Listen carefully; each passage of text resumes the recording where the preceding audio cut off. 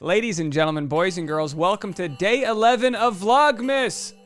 As always, it's your boy, Dave Neal, and today we're going to slow it down a little bit and do a little story time. Now, as you guys might know, I went to Trader Joe's and did a Christmas food haul, and this is a double chocolate hot cocoa stirring spoon with mini marshmallows.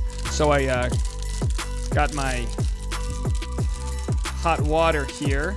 We're gonna put this right in here, and I've used these before. It will melt down, and all the chocolate goodiness will get stirred around with this wooden straw. This was 99 cents over there at Trader Joe's. So today, I wanted to do a little bit more of a long-form conversation. As you've seen my other previous vlogs for VLOGMAS, it's very much just kind of snippets of daily life. I wanted to take you guys back to a time before the pandemic, 2019, and tell you about the story about how Tasha, myself, and our Basset Hound Boone drove across the country in what I like to call our great Christmas road trip. I was just, ooh, look at that. That's looking good. You guys see that? Wow. Ooh, baby. Coming right off that spoon. Coming right off. Oh, I just got some on me. That was amazing. So I want to give you guys a couple tips because chances are you guys might be traveling by car this Christmas season, avoiding airports and all the strangers packed into a plane and all that jazz. Well, we decided to go through the northern route, like I said. So I think it's a good idea to plan your trip out, but be okay if you have to divert yourself in any which way. So we wanted to spend about 5 to 7 hours a day driving and then do whatever sort of side projects we could along the way. Sightseeing, photography, this and that. So day one, we drove from Los Angeles to St. George, Utah, which is on the southern westmost part of Utah.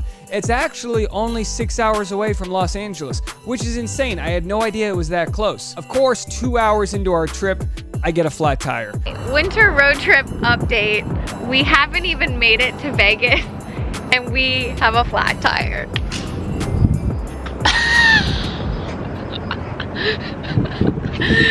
Have we started out on the right foot, or Fix those flats. are we cursed? You're a flat tire. Maybe we shouldn't. Wait, this is a great place to get a flat tire. Great place. Oh my god. Because in the next 50 miles, we'll be in the middle of the Mojave Desert. So we were about to go into the Mojave Desert. We only had a quarter tank of gas, so I decided to make a U-turn and go back to the closest gas station. And of course, I drove over a nail. Luckily, being at only 2 hours into a very big road trip, we kept our cool. Everything, we made sure that everybody stayed calm. We found a tire guy. He hooked us up with a good deal, maybe 70 bucks, patched us up, and the tire's been fine ever since. Ken's towing, you're a lifesaver. Because of the delay, there was a little bit of a delay, obviously. It took us an hour or two to get the flat tire fixed and get back on the road. We stayed in good spirits. From there, we made it to St. George, Utah, just before sunset. The good thing about stopping off in St. George, Utah is it's home to the Red Cliff National Conservation Area, which is these beautiful scenic red cliffs. And this was my first day using my new drone. As you guys have seen in my vlogs, I have a DJI Mavic Mini. It's about a $400 drone. It's very small, but it can go 400 feet in the air, 15 feet away. It's amazing, as you've seen the shots that we've got. So on our way to St. George, we decided to test out the drone. We flew it on its maiden flight in a sand dune. Tasha took some photography. As you guys know, Tasha's a model, so she gets a lot of clothes sent to her, and she's got to send photos. Little detour brought us to some sand dunes. And post, different social media shout outs to different companies that will give her clothes to try on. So as a good Instagram boyfriend that I am, I decided that I would help her out with that. We got some really good drone photography. And because of the flat tire, we made it into St. George a little bit late at night, but we were able to get there right before sunset, see some amazing views. And our strategy for this road trip was to not book any hotels in advance. We weren't traveling on New Year's Eve at that point. We weren't traveling with any sort of heightened booking reasons to book ahead. And we just wanted to drive as far as we could and then find some affordable hotels there. Hotels.com, Hotels Tonight. There's plenty of websites you can use to get a good deal on a hotel. We were able to find a bunch of different La Quintas that were about $90 to $100 a night. And while the price does ring up over time, it is nice to get a nice hotel, nice breakfast in the morning, good hot shower, and then get on the road. If you guys want to see any of these in-depth vlogs, I actually made a vlog of each of these days. You can go back on my channel and check them out. But this is just more of a, talking about the greater picture of things. Yeah, so day 2, we started out in St. George, and we're going to head to Moab. We're pretty much driving diagonally right across Utah, and it's about a 6-hour drive to get from St. George to Moab. We did it in about 10 hours. There was so much to see, so many places to stop off. We started in Zion National Park. The drive is amazing. It's just so picturesque. Every corner you're pulling over and there's sights to see. It gets overwhelming, to be completely honest. There's these steep red cliffs. It's 227 square miles of breathtaking gorgeousness. So you get up in the morning, you get a good coffee at the hotel, and you just get on the road. And it's nothing but amazing, just amazing. We checked out Bryce Canyon. They've got hoodoos, these freestanding columns. They're just so amazing to see. I mean, I'm from Rhode Island, a very flat coastal state, not much to see as far as, big cliffs and scenery. So all of Utah has just been amazing so far. We decided, and I recommend this if you ever have the time on a road trip, we decided to take a scenic highway. Now, we made sure that the weather was going to be okay. We're traveling in a Prius. We don't want to deal with any snow. So we took the scenic highway, which added a couple hours to the ride, but it took us through breathtaking Dixie National Forest. We were able to drive through a place called Panguitch Lake. We would have never seen this if we took the main highway, which I believe was Route 15. So by driving the kind of like more beaten path, we were able to stop off at little resort towns, get some lunch in these little neighborhoods. And in Panguitch Lake, it's actually only a summer resort, so the whole resort was shut down. There was almost no one there. We were just driving through, but we noticed a bunch of ice fishermen were out on the lake. So we were like, if the ice fishermen feel like the ice is okay, then maybe we should try it out. Of course, the second we get onto the lake, you can just hear things cracking. If anyone's been ice fishing before, anyone's from the north, I know we have some Canadians out there, you're probably aware that ice makes a lot of noise, even if it's not going to crack. Like, there weren't spider cracks below us, but you could just hear this, like, thing happening. So that we were like, you know what, let's just get out of here. So we didn't, by the way, not to mention my drone probably scared away all the fish for those guys. Sorry about that. We arrived in Moab the evening of the second night. It was just so nice. That night we ate dinner at Blue Pig Barbecue. It was right next to the hotel.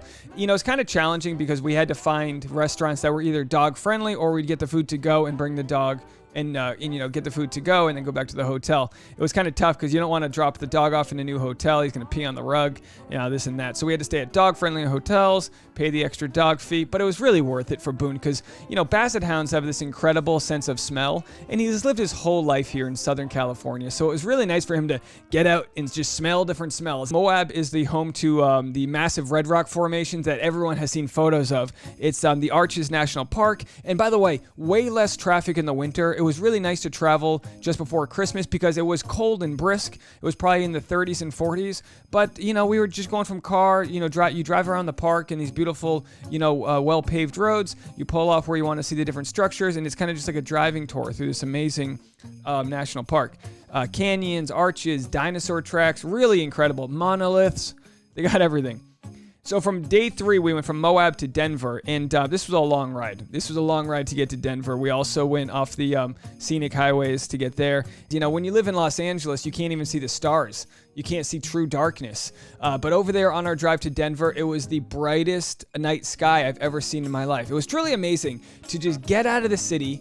The city's full of people and noise pollution and light pollution and so much just on top of each other. And we were driving on our way to Denver through these vast open nothingness for hours, and it just really reconnected us to the world. I recommend it. We could have never done this if we flew. This would have, the complete opposite case would have happened. We would have been jammed in an airplane, people yelling at each other, rude kids. Instead, we're in the Prius. We had a great time. So we get to Denver, and that was beautiful too. We stayed at the Hyatt downtown in Denver, and from Denver all the way to Kentucky, there wasn't too much. Like from there, we enjoyed so much of our trip through Utah that by the time we got to Kansas City, while the food was good, it was a hip, nice, cool neighborhood we ate dinner at. Our strategy was find a hotel that wasn't in an area where the prices are going to be too high. So we drive through Kansas City heading east, and then I think we got a hotel like an hour after that. And we'd only booked the hotel like an hour beforehand because, you can get online and see if the rates are staying the same, there's not much going on, then you're fine. So, we really had no problems booking a hotel. As long as you're traveling and don't have to stay in the exact same spot, it's like, all right, well, if Kansas City hotels are booked up, we'll just drive another hour east. It was totally easy. From Kansas City, we stopped off in Missouri to see some family I have in St. Louis, got lunch there, and then we drove down to Kentucky, stayed there for a week with Tasha's family. And then our way back, we decided to go the southern route. So it was a big circle that we did. And then our way back, we went from Kentucky through Tennessee. And this was on New Year's Eve. So we got lunch in Nashville. And then from Nashville to Memphis is only a couple hours. And then we made it to Memphis for New Year's Eve. All right, we're going to Beale Street. We're in Memphis, folks. Happy New Year's. It's 50 degrees. We're cold. Say hi to the horses. Hi. How are you? Like a ride? Not yet. Thank you.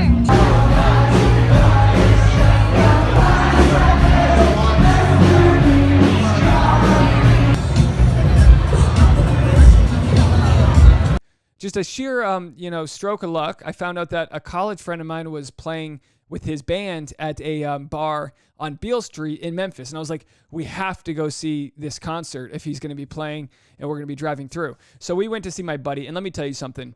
The whole 10,000 hour rules of perfection, when you're working on a skill, it is so true. My buddy has worked for over a decade as a musician, and he and his band were so sharp and airtight. It was inspiring to see how hard they've worked and how hard they crushed it on New Year's Eve.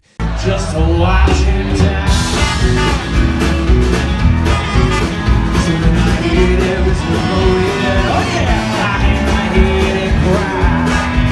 It was so cool to be in the front of the the concert, hanging out with Tasha, just having a great time. Beale Street was on fire. It was electric. There were, you could get a beer in the street. It was such a good time. And of course, we just a great way to ring in the new year. 2020 is a weird year.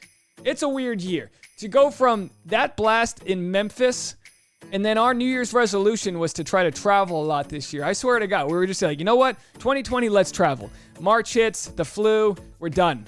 We're done. So it's been hard getting out and around. It's been a challenging year, but we found new ways to travel. We found new ways to get out there and to survive, really. Because as humans, we're all just trying to survive, right? So while we didn't get to travel to far off places this year, we slowed the pace down a little bit. We really worked on our foundation so that when things can go back to normal, I think we'll be stronger for it. I've done the drive across the country several times from Los Angeles to New York, and it's very beautiful driving on Route 40, the main interstate highway that goes through the south. It's very nice, but there isn't too much to see. So we kind of just spent longer days getting from destination to destination.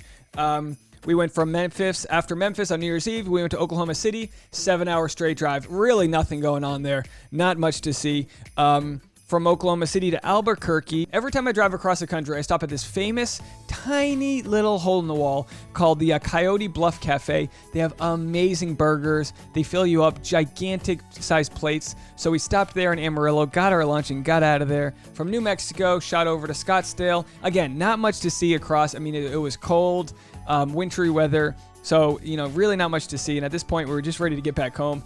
And then from Scottsdale, it was only a 6-hour drive back to Los Angeles. So what was my takeaway from the whole trip? I got to tell you, I mean, really, it's good to have your feet on the ground. We fly from place to place.